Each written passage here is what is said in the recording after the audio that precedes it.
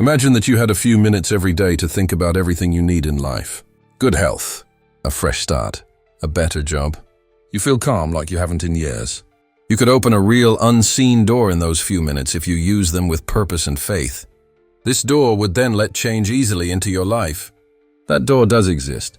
It lives in Psalms 112 and 145, two very old lines that are buried deep in the book of Psalms. Sages, mystics, and seekers have recited these two psalms for hundreds of years because they thought that when they were put together, they made something amazing, a current of divine prosperity, a frequency of light that could change not only circumstances, but also the soul itself. Psalm 112 talks about the righteous, or honest people who enjoy God's wisdom. Wealth and riches are in his house, and his righteousness lasts forever. This isn't just an offer of money. There is a message in the code about being in sync with the laws that control spiritual abundance. To delight in the commandments means to be happy with both sides, to tune your heart to thankfulness instead of fear. In contrast, Psalm 145 is a song of God's kindness. You open your hand and satisfy the desire of all living things. It shows the secret of flow, which is that the world is always giving. There was a group of songs called Sha'ar Ha'or, which means door of light. One is the body, which is the human soul, ready to receive. The other one is the divine hand, which is the source that gives without end. When said together, they represent heaven and earth, the giver and the receiver, and God and the world. Ancient people thought that meditating on these two psalms together was not prayer, but rather taking part in making the world. They were lining up their own beat with the beat of God's heart. Everything starts to move when that connection happens. The sick get better. The lost find their way. The worried find peace. It seems like hands from outside are moving doors that wouldn't open before. This practice is powerful not because it is hard to understand, but because it is simple. It only wants to be there for a few minutes of peace where the heart can speak and the mind can rest. Turn on a light, be quiet. Say the lines very quietly as if your breath held holy memories. Take a break between each line. Let the quiet be heard. There is nothing empty there. That sound is heaven listening. When you say Psalm 112:1, "Blessed is the one who fears the Lord and delights greatly in his rules," you are setting things in order. Trusting yourself is a way to ground your soul and tell the universe that you are standing in line with truth.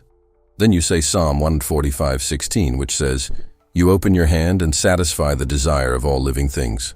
This lets the flow happen. People who do this every day are said to notice small signs first, like synchronicities and other events that seem too perfect to be ignored. The stranger who comes through just in time to help. The chance that comes up when everything seems lost. That thing that takes weight off your chest for no reason. It's not an accident. There is a link. The current has started to move. Kabbalists said that the two songs were like God's two hands, one that shapes and one that gives. The right hand builds and the left hand keeps going. In honest meditation, when someone joins the verses, it's like putting those hands together, letting divine run through them. Not only is there wealth, but there is also restoration, or the return to balance between effort and grace, between humans and gods, between giving and getting. In its purest form, this is what wealth means. It's not greed or building up. There is peace. It means being able to go through life without any problems and feel a current of favor that pulls you where you need to go. This means realizing that having plenty isn't something you win. It's something you remember. Think about it again. Just a few minutes a day. That's all it takes. Take a moment to breathe, concentrate, and say words that were written a very long time ago but still have a lot of power. People will try to persuade you that making changes will take a lifetime of work. But holy truth is simple. Everything starts to come to you when you tune into the right frequency. If you close your eyes, picture the sun coming in through your window, a small flame flickering next to you, and your soft voice saying, "Blessed is the one who takes great pleasure in his commandments." Then take a break. Allow the quiet to grow, then whisper. You open your hand and give every living thing what it wants. Do it 3 times. Take deep breaths. The air around you changes. There is no need to beg. You are just remembering. You are being moved by the same light that kept the prophets alive and the same voice that spoke the world into being. When you're done, let this truth sink in. You don't need more time, money, or information. You only need to be aware and connect with others for a few minutes every day. That's enough to wake up the flow that has been going on beneath your life the whole time. Because getting rich doesn't mean pleading with heaven to open its door. The idea is to understand that the door wasn't really shut. It was just forgotten. Knowing how to open the first door leads to the second door opening. Not only are Psalms 112 and 145 prayers, they are also maps. They show a way to lasting wealth through 7 invisible gates. These are not figures of speech. They are the 7 inner alignments that allow divine flow to easily flow. Life starts to respond differently when you learn to open them, even just a little. What used to be resistance starts to give way. Things that seemed impossible at first start to happen easily. Mystics called these steps the 7 gates of light, because each one shows a holy quality that can be found in every person. They make up the full rhythm of psalmic abundance, which is the vibration that brings you luck, peace, and recovery. The first gate, being thankful. It starts with thanks, which is how every wonder does. I will bless you every day and always praise your name, Psalm 145:2. Being thankful is not just being nice. It's a vibration. It changes the mood of everyone around you. You become a magnet for divine flow when you thank before you receive. The world responds to your recognition by growing. Every time you say thank you, it's like a key turning in heaven's lock. Take 1 minute every day to name out loud what is still shining in your life, no matter how small it is. This will open this gate, well-being. Take a deep breath, one that still makes you feel warm. This is the first thing that faith does, and faith is light's money. Faith is the second gate. He won't be afraid of bad news. His heart is firm, and he trusts in the Lord, 1:12:7. If you have faith, not wish. This voice is calm and says, the blessing is already on its way. In this world, you learn to believe after you see something. In the divine, you learn to see because you believe. You can make the impossible possible when you walk with that much confidence. Talk about your plans as if they have already come true to open this gate. Say, I'm already better. I already know the way. What I need is already on its way. These are not dreams. They are statements. Creation listens to people who share their truth. The third gate, being kind. He has spread out and given to the poor. His righteousness will last forever. Psalm 112:9. This is the gate to freedom. When your hand is closed, nothing can come in. When someone gives, they become a part of the flow that keeps the world going. You give because you believe that God will always provide for you. Even if it makes you feel weak, give. By doing that, you tell the world that you believe in plenty, not lack. There is a story that says, when a soul gives freely, angels chant their name before the throne, and more gifts come back to them. Give money, time, love, or forgiveness. Each action sends out a wave that comes back as overflow in the end. Being wise is the fourth gate. In Psalm 145:3 it says, Great is the Lord, and greatly to be praised. His greatness cannot be found. Being wise means knowing that you can't control the how. You can only control the balance. When you want to understand instead of control, things happen faster than you could have imagined. As you walk through this gate, your mind and divine time will meet. To open it, stop pushing things to happen. Ask for answers, not for help. Guide my steps, not my impatience, you say. Wise people know that God's time is never late. It's always right on.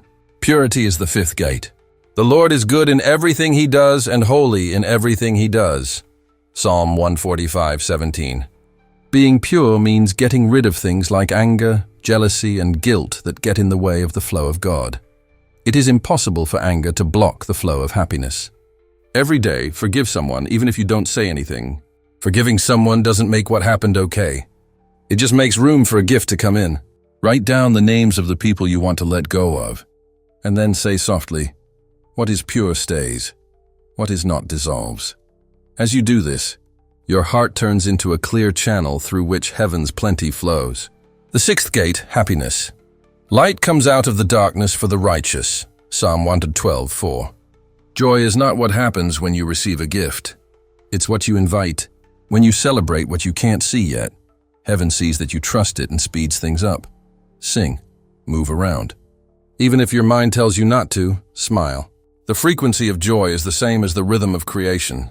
In faith, every laugh is an act of making the world. I already know it's done, the person who is happy ahead of time tells heaven. Heaven replies, then let it happen. The seventh gate, have faith. The Lord supports those who fall and lifts those who are bowed down. Psalm 145:14. This is the last gate, the one that locks all the others. Trust means giving up control. It's not weakness. You can be quiet and know that the current is now carrying you. You don't swim against life anymore. You go with it. There is no longer any fear in those who trust. They have turned into the way that blessings get to people. Trust is the peace that comes after praying, the sound of silence that says, "It's done." The door of light is open when you get to this gate. When the 7 gates line up, something that can't be undone takes place. The words in Psalms 112 and 145 are no longer art. They have power. Things start to move in a divine way. Flow takes the place of trouble. Problems turn into opportunities. Miracles start to come to you instead of you going after them. Do this every day. It will only take a minute. Pay close attention as you speak the words. Feel how they are moving. Picture light coming down into your heart and spreading out into the world. Watch how the truth changes. The phone call comes in. The chance shows up. The healing starts. It gets less lonely. You had to remember for the change to happen, not because you pushed it. You get closer to your true nature every day that you open these gates. You are a being of light who was not made to fear lack, but to radiate wealth. You will understand the promise of the hidden psalm when you realize that everything you've been looking for has been looking for you and is waiting for your voice to call it home. A certain sound can turn a person's life around. Not the scream of need or the scream of fear, but the sound of hope. They called it Kol Ha'or, which means the voice of light. When the heart beats in time with the beat of heaven, this sound comes up. This is the voice that opens the gates above and lets the flow of heavenly wealth flow. My mouth will praise the Lord, and all flesh shall bless his holy name forever and ever, says Psalm 145:21. Not only is that sentence a call to worship, it is also a law of resonance. The voice has frequency, and reality is shaped by frequency. Every word you say plants a seed in the world that can't be seen. When you talk with faith, things that can't be seen start to work in your favor. The very beginning of creation was a wave. God spoke and light came into being. The divine didn't use their hands to make the world. They spoke it into being. It is the same creative act that you do when you read out loud the lines of Psalm 112 and 145. You are not repeating. You are making something happen. Your words can help you make things. There is power in every word. The wise people thought that every Hebrew letter in these psalms vibrates with the framework of the universe. Aleph starts, Lamed goes out, and Mem takes in. When you make these sounds, they bring out the holy order that is inside you. Psalm 145:16 says, "You open your hand and satisfy the desire of every living thing." This is not just praise. It is an old formula. They teach the soul to open its own hand, which is a reflection of God's nature of flow and kindness. That's why being quiet isn't enough. It's important to speak the songs, not just think about them. The desire goes straight into the spiritual field through the vibration of your voice. Even a word can change the mood. There is more to the universe than just thought. There is a frequency of sound wrapped in faith that the universe reacts to.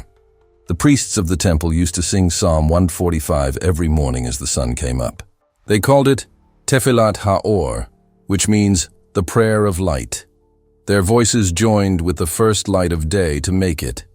They thought that the sunrise made their energy stronger and sent their words higher than the stars. People who stood near the gates said that when they spoke, the sound seemed to come alive in the air. No matter where you are, you can bring that energy to life. There's no need for holy music or marble walls. You only need to breathe, set your goal, and be still for a while. When you say these psalms every day, in a quiet, steadfast way, something changes inside you. Your life starts to move in time with the flow of creation. The anxiety starts to go away. What was confusing becomes clear. As if pulled by an invisible force, chances start to show up. The mystics found 3 secret tones in Psalm 145. They were called Shefa, Tiferet, and Yesod. They make up the trinity of holy vibration when put together. Flow, or the sound of getting, is what Shefa means. It makes you more open to gifts. Tiferet means harmony, or the right amount of want and thanks. Yesod means foundation, which means making the unseen real. People listen to you when you use these tones in your writing. I like Shefa. Tiferet lines up. Yesod comes true. It's not a dream. The Psalms were written to show this is how energy works. Say the line slowly and in a rhythmic way to get better at it. Start with Psalm 112:1, which says, "Blessed is the person who fears the Lord and takes great pleasure in his rules." Listen to the sound and feel it in your chest. Then read Psalm 145:16, which says, "You open your hand and give every living thing what it wants." Say this line over and over until it feels like breathing. Do not speak in between lines. The vibration keeps going even when there is no sound. Many people who do this every day say they feel strange and beautiful things, like a weight leave their bodies, a sudden sense of lightness, a warmth spreading through their chests, or even a moment of quiet so deep that it seems like time has stopped. These events are not happening by chance. They are proofs. The voice that knows where it came from can open the door to heaven. But what changes inside is more important than what changes on the outside. You'll start to feel like the line between prayer and real life is blurring. That voice that talks to God starts to talk to God. For no longer do you ask out of a lack. Now you declare from a fullness. That's when miracles stop feeling like they're getting in the way of your life and start to feel like they're part of it. This is how the voice of light works. You're not pleading with the skies to move. You're moving with them. Your voice joins the divine music that keeps the world going. Every word you say with faith makes that harmony stronger. You will never speak carelessly again once you understand this. You'll understand that every line you write is a vibration that either lets something in or keeps it out. Do not speak words of fear, but words of hope. Use words of praise instead of limits. The Psalms are the words that God used to make the world. Reading them every day is like telling the world that you can still sing in its original language. Over time, your outside world will start to reflect your inside world. The job you asked for comes through. The relationship that felt broken starts to get better. When you least expect it, chances you thought were gone will come back. Things start to happen in your life with the same grace as your prayer, without effort, fully living, and precisely placed. Talk and the flow starts. You can whisper and the light will hear you. It was always in your breath, so the power was never far away. You have the voice that opens heaven. Make use of it. Think about this. You give yourself a few minutes every morning before the rest of the world wakes up. You take deep breaths. You whisper Psalm 1-12 and 145. Something that can't be seen starts to move in the room that is still. There is more peace in the air. A warmth comes from inside. It's like sunlight going through your soul. At that point, you're not just waiting for things to change. You're making them happen. This is the promise of the hidden psalm. The steady flow of God that has always been there for you, just waiting for you to remember it. Mystics named it Nahar HaShefa, which means river of wealth. It's not a picture or a dream. It's real, and those whose hearts are filled with thanks, faith, and truth will hear it. If you say, "Blessed is the one who takes great pleasure in his commandments," you bring stability to a world that is otherwise chaotic. And every time you say, "You open your hand and satisfy the desire of every living thing," you let the goods that were meant to come to you flow through. It's not a long process. It doesn't need a routine. Being honest is all it takes. Take a few minutes every day to stop chasing and worrying and just tune in to the rhythm of heavenly order. If you do this, the current will start to rise, first slowly and then quickly, like the tide coming back to land. In small ways you can see it. The word you've been waiting for has finally come. Someone you thought was gone comes back out of nowhere. A chance shows up where you didn't expect it to. You whisper, "This can't be a coincidence," as the pieces of your life start to fit together. In fact, it is a divine accident. The world is just responding to the sound of your voice. That's the tricky thing about these two songs. They change you, not God. They bring out the divine part of you that was always there. It clears the fog that makes you think you're different from the flow of wealth. And things move in a different way when that fantasy is gone. You start to attract things that match your new vibration, like health, peace, love, and a sense of purpose. The ancients said that if someone devotes even a small part of their life to these songs, heaven will change the way they should go. As a way to align, not as a punishment or a prize. This is because the world is not testing you. It is just reflecting who you are. When you open your heart, God's hand opens too. Every word you say is a tiny bit of light. Each time it is done, the channel that the river runs through gets deeper. That channel gets bigger as you are more reliable. Then things start to grow naturally. Confidence, ideas, relationships, and chances. No longer do you look for benefits. You are the blessings. Keep this in mind. Every moment you're afraid stops the flow, and every moment your faith opens it up again. You can learn how to stay open from the hidden psalm. It trains your soul to stay calm even when things go wrong. And when you build your life on peace, success comes naturally, not as a gift you have to beg for, but as the natural result of living in divine order. Your life will start to match the beat of heaven if you give this practice your presence every day for just a few minutes. When you wake up, you'll feel calm in a way that you can't explain. There will be signs everywhere: light where there was darkness, favor where there was rejection, and purpose where there was pain. You will no longer wonder, when are things going to change? Because you will know that they have already changed. This is the change that the sages said would happen. Not a way to get away from life, but a way to improve it. Even though I have the same job, home, and problems, everything seems lighter, brighter, and easier. You're no longer walking by yourself. Now you're going with the flow. This river will take you to places you never thought possible if you keep going. It will bring you friends who make you feel good, work that makes you happy, and peace that can't be broken. You will become more steady and your voice will calm down. This is because divine energy now runs through everything you do. You will speak, move, and think differently. You've been waiting for this power, the wealth that doesn't just fill your hands, but your whole being. It's the wealth of clarity, the plenty of peace, and the ease with which success comes. Start now. Reading Psalm 112 and 145 should become a part of your daily life. Say them when you wake up in the morning and before you go to sleep at night. Let them beat in your heart. Keep an eye on them as they open the door you've been looking for, but not outside of you. For a week, do this.